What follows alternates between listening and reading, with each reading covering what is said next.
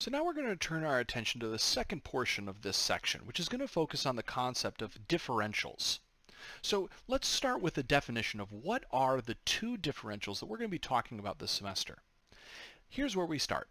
If I have a function y equals f of x, and f is a differentiable function, then we define a differential dx as an independent variable. That is, dx could be given as the value of any real number. We'll then say that there's a differential dy, which is going to be defined by an equation dy is equal to f prime of x times dx. And so dy is a dependent variable. Once I've picked a value of x and a value of dx, then I can compute dy. Okay, if you're looking at this, this has explained absolutely nothing to you, okay? It's not going to be clear at all at the moment what these things actually are. One thing, though, that is kind of interesting, though, is that if you take a look at this little formula that's occurring here, you'll notice that it's in particular going to agree with this idea of the Leibniz notation form for a derivative. Remember that we said that dy dx was going to be the same thing as writing f prime. It's just a different way of stating or displaying the derivative. But in this case, it looks like I've taken this value of dx and I've multiplied it over to the other side of this equation. And so I've gotten just dy is equal to f prime of x dx. Now that's actually what we've done here, but we're trying to give meaning now to what exactly this dy and this dx have always meant in this notation form here. So we'll take a look at exactly how that works out in the general idea down below. So we're going to give a geometrical meaning to this idea of dx and dy, and we'll use the following diagram to try to help us. So let's take a look at what we have. First, I'm going to go ahead and suppose that I'm going to have a function. Okay? So I'm going to say, suppose f of x is a function and that a point P is on the graph with coordinates x comma f of x, right? So like mystery x, mystery y. So let's go ahead and try to draw this out, okay? Maybe I'm going to have a function that's going to look something like this, okay? This is going to be my function y equals f of x. And let's suppose that I have my point P maybe sitting right here in my picture, okay? So this is again going to have coordinates of x down here and then f of x up here. So I'm going to go ahead, I'm going to write that down. I'm going to have x here, and then I'm going to have just some random y value of f of x sitting right there. Okay, now what I'm going to be interested in doing here is to think about what happens to the y values of this function as I change my value of x. So let's suppose that I go ahead and I slide this value of x over a little bit. Maybe I land over here. Okay? So let's suppose that I go ahead and I do this, and maybe I move over a certain amount. Let's call this change that I've made to the value of x delta x. Makes a lot of sense because we always think of delta x as the change in x. Okay? So I'm now going to go ahead and say, well, if I was to change my x coordinate this much, then I know that I would get to a new y value up here, right? And so this would be f of x plus delta x, right? That would be my new y coordinate. And so I can immediately start to see here in the picture that there's a difference in not only my x, but in my y. Let's, for the sake of argument, call this point point Q. Okay? So I can start to see a couple different things here. I can see that I've made a change to the value of x. I can call that delta x.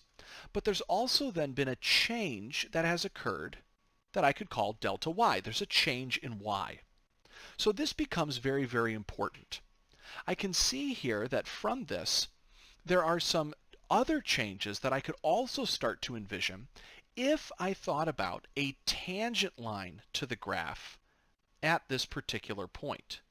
So let's go ahead here and draw out a tangent line. So suppose that I had a tangent line that looked like this, okay? Go ahead and just try to redraw this portion of the line. So if I had a tangent line over here that looked like this, there we go, then I could also see the same sort of thing. If I moved over this value of delta x, then I could see that there would be an associated change going all the way up to the new y-coordinate on this tangent line. So I'm going to go ahead and notice that, again, there's two different comparisons I'm making. As I move over in the direction of x, how much does my y value change on my original function, and also how much does the y value change on my tangent line function? So here's what we're going to go ahead and take a look at. I'm going to go ahead and actually state the following. I'm going to call the distance again that my y value changed on my original function delta y.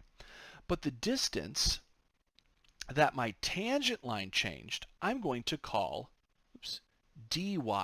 So you can think of that d there again as still kind of standing for like derivative. It's the thing that's going to tell me how much my derivative or my tangent line thing actually changed.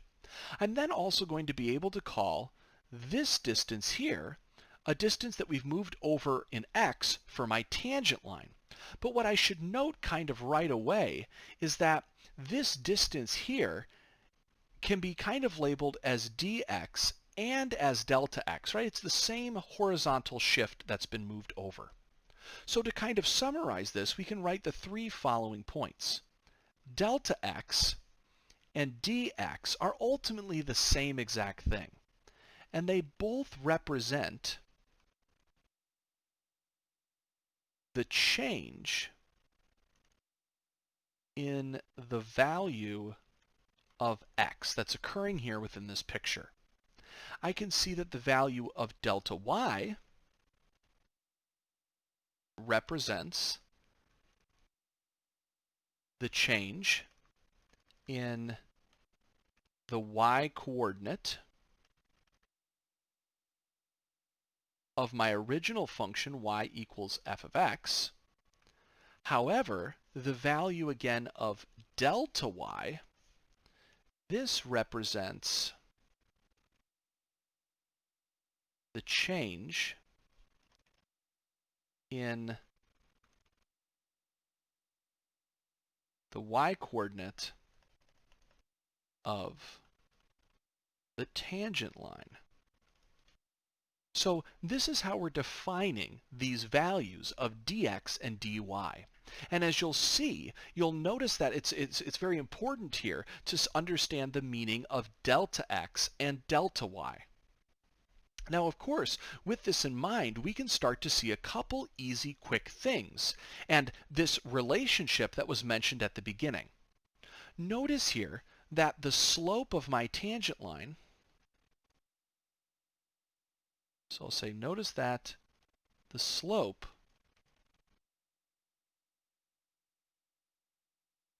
of the tangent line is given by, I could say, f prime of x. I could calculate the derivative of my function, and I could plug in my value of x. That would generate the slope of my tangent line. So I could do this via calculus, but I could also, via algebra, just say, wait a minute, this point P is here on the tangent line, and let's give this point here a name. Let's call this point R. That's also on the tangent line, and if I have 2 points on a line, I can easily calculate the slope. I just need to figure out how much the y value has changed and divide that by how much the x value has changed, right? Change in y over change in x. But notice the change in y for my tangent line is notated by dy, and the change in the x direction is given by dx. And so these things here are actually equivalent.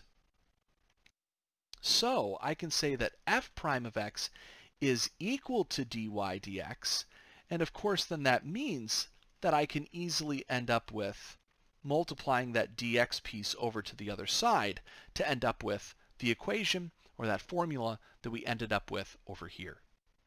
Now, one other thing that's kind of important to note here is that the changes in my delta y and my dy are going to be affected very much by how big of a change we make in the x direction, right?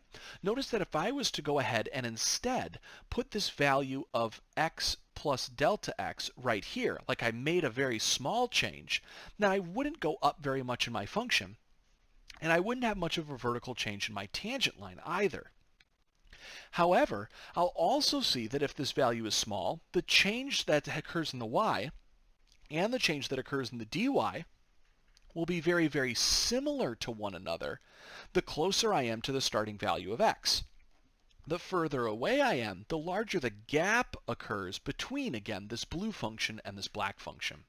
This really isn't a different set of ideas than what we had finished talking about with the linear approximations recently, but it's kind of just highlighting it in a new way.